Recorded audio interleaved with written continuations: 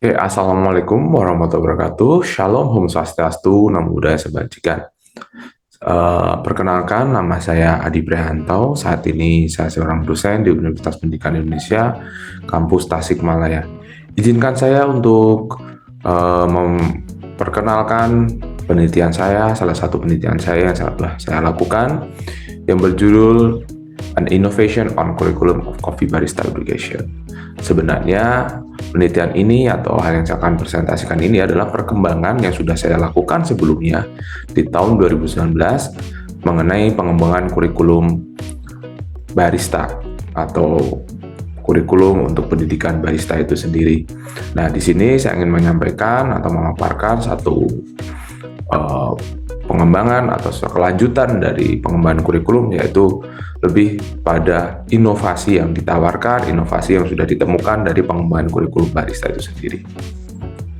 Ya, dalam presentasi ini akan saya sampaikan beberapa hal, yaitu pertama adalah pengenalan atau introduction. Selanjutnya saya akan memaparkan mengenai riset metodologi atau metode yang saya gunakan, penemuan, selanjutnya diskusi atau pembahasan, dan terakhir adalah closing atau untuk kesimpulan itu sendiri. Pertama-tama yang dikenalkan adalah bagaimana Indonesia itu berada di 5 besar sebagai penghasil kopi terbesar di dunia. Bisa dilihat dari tabel ini bahwa Indonesia merupakan salah satu negara di bawah Brazil, Vietnam, dan Kolombia, di mana negara-negara ini menghasilkan kopi terbesar atau memproduksi kopi terbesar di dunia. Nah, melihat potensi ini, tentu saja kita harus berbangga diri, kita harus bisa menunjukkan bahwa negara kita memiliki sumber daya alam yang melimpah yang perlu dikembangkan. Jadi, bagaimana usaha kita untuk mampu memperkenalkan kopi, bagaimana usaha kita untuk mampu memfasilitasi orang-orang terhadap potensi ini. Oke, ada salah satu profesi atau hal yang kita kenal nama barista. Barista merupakan salah satu profesi sebagai peracik kopi yang sekarang ini populer bagi masyarakat di Indonesia secara khususnya. Barista ini bertugas untuk meracik kopi dan juga memberikan pelayanan-pelayanan di satu gerai kopi. Apabila Bapak Ibu sekalian pernah berkunjung di kafe kopi, pasti ada satu orang atau salah satu profesi di sana yang tugasnya meracik kopi dengan menggunakan alat-alat yang mutakhir, alat-alat yang mungkin unik, atau alat-alat yang berbeda dengan kebanyakannya. Nah, ini orang di sini sebutnya atau profesi ini disebut sebagai barista. Namun, permasalahannya adalah banyak sekali atau beberapa barista terutama di Indonesia ini yang belum memiliki kompetensi yang utuh. Kompetensi yang pada umumnya dimiliki barista hanyalah meracik kopi atau minuman kopi, baik itu menggunakan alat atau secara manual. Nah, banyak juga barista-barista yang mungkin kurang profesional, di mana mereka memiliki permasalahan, yaitu kurangnya fasilitas, kurangnya pendidikan, atau kurangnya kursus, sehingga ini menyebabkan barista-barista tersebut belum memiliki kompetensi yang utuh atau bisa dipanggil sebagai kompetensi atau barista yang memiliki kompetensi profesional. Nah, di sini saya ingin menyampaikan bahwa pendidikan berperan di sini. Pendidikan harus memberikan fasilitas, pendidikan harus memberikan bekal pada setiap individu untuk menjadi seorang yang sukses. Kesuksesan ini tidak lain tidak bukan adalah dengan memberikan pendidikan yang layak atau memberikan bekal kemampuan terhadap individu sendiri. Barista di sini juga sama. Barista harus memiliki kompetensi yang utuh, tidak hanya secara kognitif, tetapi juga keterampilan dan juga efektif atau secara sikap. Nah, seperti yang saya sampaikan sebelumnya bahwa terjadi permasalahan pada barista juga. Nah, di sini pendidikan itu berperan penting untuk menciptakan manusia atau menciptakan seorang barista yang profesional. Tidak hanya secara pengetahuan, tapi juga skills dan juga afeksi atau attitude yang harus dimiliki. Nah, pendidikan seharusnya juga memberikan kemerdekaan, memberikan satu jalan keluar agar barista itu sendiri terhindar dari permasalahan-permasalahan yang ada. Barista tidak menjadi bingung, barista tidak menjadi orang yang istilahnya tidak memahami apapun itu. Makanya pendidikan berperan di sini. Caranya gimana? Yaitu salah satunya adalah melalui kurikulum. Kenapa kurikulum? Kurikulum merupakan satu pedoman, merupakan satu proses, merupakan satu strategi yang terstruktur untuk memfasilitasi manusia atau individu dalam belajar. Kurikulum disusun secara terstruktur, kurikulum disusun secara efektif melalui analisis kebutuhan dan permasalahan. Ini yang menjadi satu kerangka berpikir dalam penelitian saya ini, yaitu bagaimana saya menemukan kekurangan-kekurangan dalam barista tersebut, lalu disusun sebuah pedoman yang terstruktur, dan itu menciptakan hasilnya adalah satu profesional barista.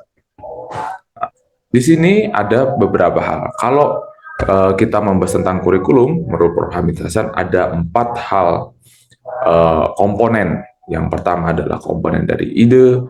Ide itu tertuang dari ide menjadi dokumen, dokumen itu menjadi satu sistem, dan sistem itu menjadi satu hasil. Dan komponen-komponen kurikulum itu terbagi juga 4, yaitu komponen tujuan, isi, strategi atau implementasi, dan juga evaluasi. Nah, disinilah letak dari inovasi kurikulum barista itu sendiri.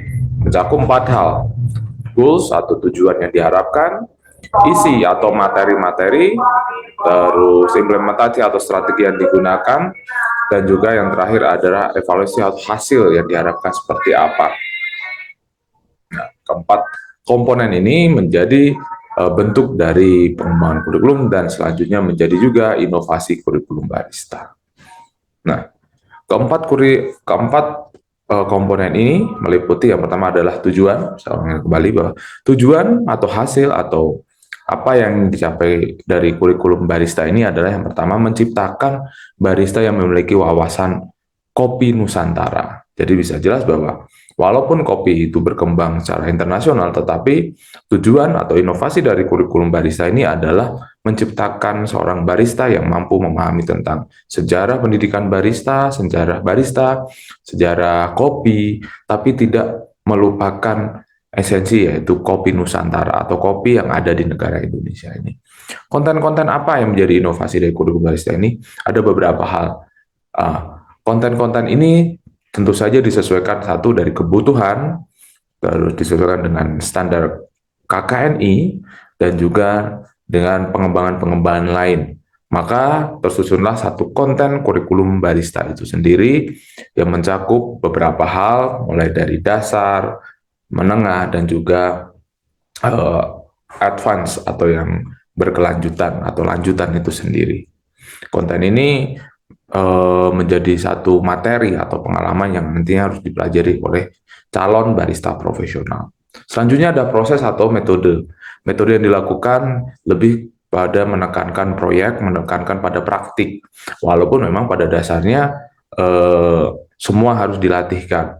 Pada pertemuan awal-awal, barista akan melakukan atau diajari, akan belajar secara pengetahuan terlebih dahulu antara instruktur dan juga dengan peserta latih. Mereka akan belajar secara kognitifnya terlebih dahulu yang difokuskan yaitu mengenai dasar-dasar tentang kopi, dasar-dasar tentang barista, atau konsep-konsep dasarnya. Selanjutnya di pertengahan mereka akan mulai belajar untuk praktek atau bagaimana meracik kopi, bagaimana mereka harus mempraktekkan menyusun anggaran, bagaimana mereka harus membuat pengelolaan pada lingkungan kerja, bagaimana harus mereka menciptakan atau berkomunikasi yang baik, dan akhirnya nanti harus ada pengembangan. Contohnya misalnya prosesnya adalah bagaimana mereka bisa menciptakan satu kreasi minuman basis kopi itu sendiri, tetapi basicnya ada.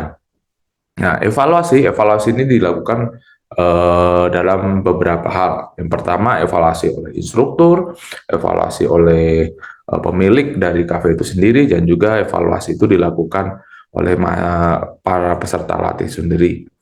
Nah, oleh instruktur memiliki beberapa penilaian, baik itu penilaian kognitif, penilaian keterampilan, juga penilaian secara afektif. Instruktur memiliki satu rubrik penilaian atau beberapa rubrik penilaian yang itu mencakup ketika mereka belajar, mereka melakukan kegiatan atau praktikum. Sementara ada penilaian atau evaluasi dari pemilik kafe itu sendiri, karena nantinya mereka juga akan bekerja dalam kafe-kafe itu sendiri. Jadi pemilik kafe atau calon pengguna ini kami tanyakan bagaimana para barista ini atau para peserta latihan setelah belajar menggunakan kurikulum ini. Terus selanjutnya yang ketiga adalah dari peserta itu sendiri, bagaimana para peserta melaksanakan atau merasakan perubahan yang terjadi dalam dirinya. Nah, inilah yang menjadi satu inovasi kurikulum barista ini. Nah, inovasi kurikulum barista ini dikumpulkan atau menjadi satu bentuk inovasi baru, yaitu adanya naskah akademik dari kurikulum barista, adanya lesson plan atau skenario pembelajaran, dan juga buku panduan. Nah, tiga hal ini menjadi satu produk atau output yang dihasilkan dari penelitian atau dari inovasi kurikulum barista itu sendiri. Nah, itu saja presentasi dari saya. Mohon maaf kalau kurang berkenan. Di sini intinya ada yang bisa saya simpulkan bahwa inovasi kurikulum barista ini merupakan satu bentuk kebaruan dalam satu pendidikan, terutama pendidikan non formal, untuk memfasilitasi orang-orang yang berminat untuk belajar untuk meracik kopi, bahkan ini untuk menciptakan atau memfasilitasi orang-orang yang memiliki satu keminatan itu sendiri. Makanya inovasi kurikulum barista ini bisa menjadi salah satu cara untuk memfasilitasi orang-orang untuk belajar agar mereka mendapatkan kemampuan atau kompetensi yang utuh, tidak hanya kognitif tapi juga kemampuan secara skills dan juga afektif. Terima kasih atas perhatiannya. Sekian dari saya. Assalamualaikum warahmatullahi wabarakatuh. Shalom, Buddha Swastiastu, Namo Buddhaya.